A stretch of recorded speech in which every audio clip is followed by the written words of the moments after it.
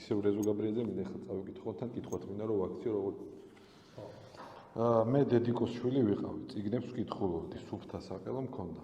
იმდენად კარგი წამოსარტყმელი ვიყავი თავში, რომ იშვიათად თუ დაიკნებდა ვინმე ამ სიამოვნებას. ეს ძალიან კაი საკითხია და სასაცილო, მაგრამ საიდან უჩნდებათ მოზარდებს განსაკუთრებით ეს აგრესია და რატომ არიან მიდრეკილები ბულინგისკენ? ოჯახზე არის ეს დამოკიდებული?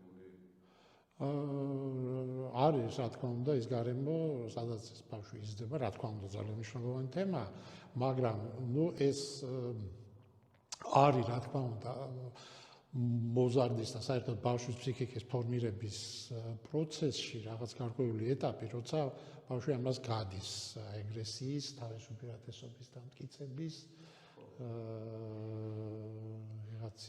ვიღაცაზე, ვთქვათ, დომინაციის და ასე შემდეგ. თუმცა ეს, რა თქმა უნდა, სწორი სოციალური გარემოს და სწორი დამოკიდებულების ფონზე გარდამავალია. აბსოლუტურად გარდამავალია. აი ძალიან ცნობილი ესე სენტენცია არის, რომ ყველაზე უფრო სასტიკი ბავშვები არიან. რაღაც გარკვეულ ეტაპზე, აი ესეთი განს და არა.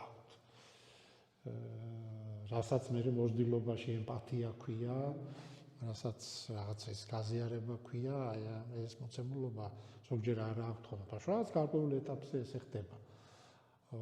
ძირითადად როცა აი ჰორმონალური ძვრები მიმდინარეობს ორგანიზმში დაახლოებით ამ ეტაპზე, მაგრამ კიდევ ერთხელ ვიძახე სოციალური გარემოს აქვს ძალიან დიდი როლი ამ შემთხვევაში, რომ აი ამ რაღაცნაირად ასე ვთქვათ, აგრესიას, რაღაცა სწორი მიმართულება მოუძებნონ და რაღაცა სწორი მიმართულებით წაიყვანონ ეს ყველაფერი. მეტნაკლებად ეს ყველა ბავშვის ცხოვრებაში დგება ასეთი მომენტი.